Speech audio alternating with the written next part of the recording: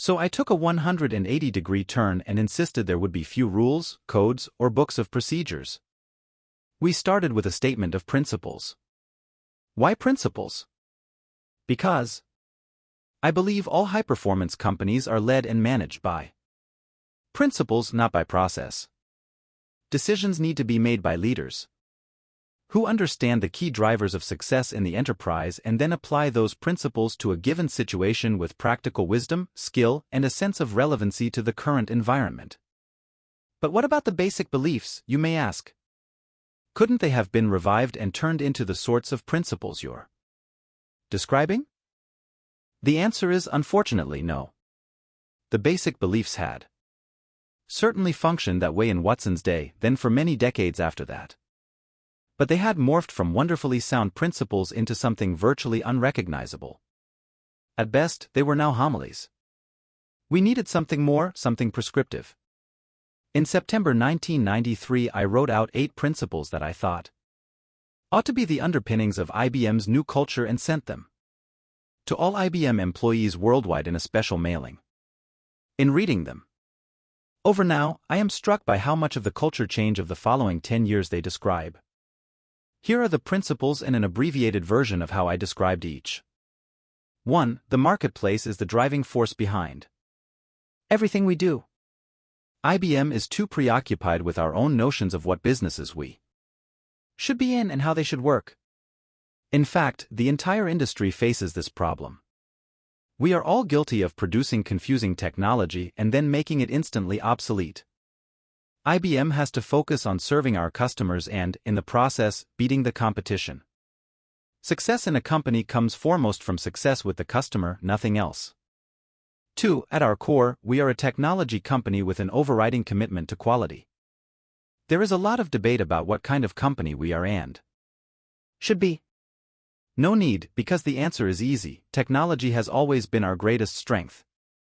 We just need to funnel that knowledge into developing products that serve our customers' needs above all else. The benefits will flow into all other areas of the company, including hardware, software, and services. 3. Our primary measures of success are customer satisfaction and shareholder value. This is another way to emphasize that we need to look outside the company. During my first year, many people, especially Wall Street analysts, asked me how they could measure IBM's success going forward, operating margins, revenue growth, something else. The best measure I know is increased shareholder value.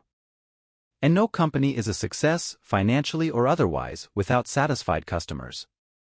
4. We operate as an entrepreneurial organization with a minimum of bureaucracy and a never-ending focus on productivity. This will be hard for us, but the new, warp-speed marketplace demands that we change our ways. The best entrepreneurial companies accept innovation, take prudent risks, and pursue growth by both expanding old businesses and finding new ones. That's exactly the mindset we need. IBM has to move faster, work more efficiently, and spend wisely. 5. We never lose sight of our strategic vision. Every business, if it is to succeed, must have a sense of direction and mission, so that no matter who you are and what you are doing, you know how you fit in and that what you are doing is important. 6. We think and act with a sense of urgency. I like to call this constructive impatience. We are good at research, studies, committees, and debates. But in this industry, at this time, it's often better to be fast than insightful. Not that planning and analysis are wrong, just not at the expense of getting the job done. No. 7. Outstanding, dedicated people make it all happen. Particularly when they work together as a team. The best way to put an end to bureaucracy and turf wars is to let everyone know that we cherish and will reward teamwork, especially teamwork focused on delivering value to our customers. 7. Outstanding, dedicated people make it all happen. Particularly when they work together as a team.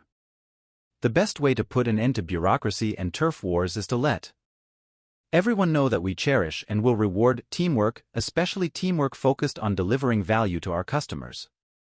The 8 principles were an important first step, not only in defining the priorities of the new IBM, but in attacking the whole Idea of management by process. But that first step would be of little value if we couldn't find a way to instill these principles into the DNA of IBM's people.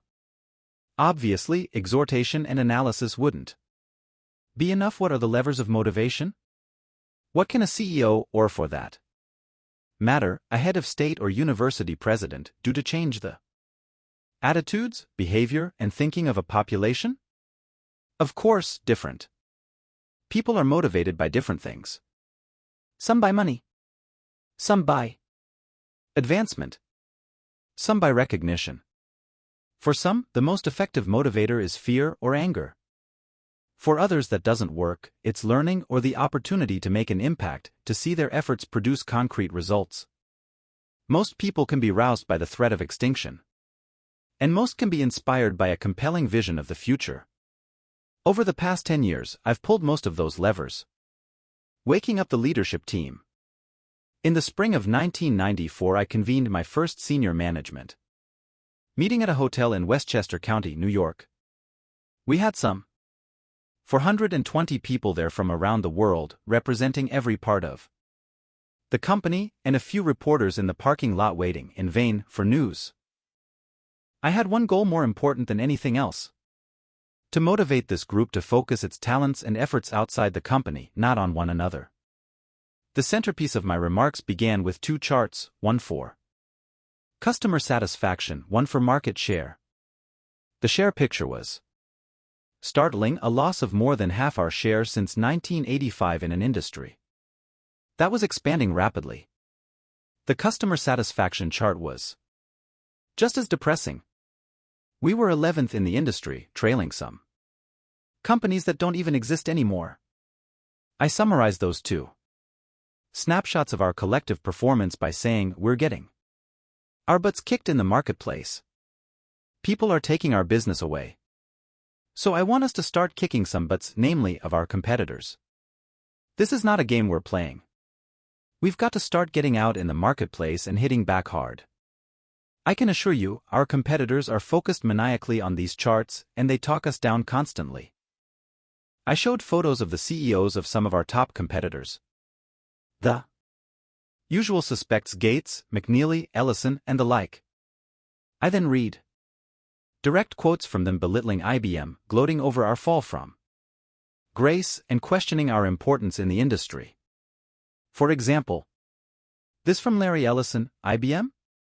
We don't even think about those guys anymore. They're not dead, but they're irrelevant.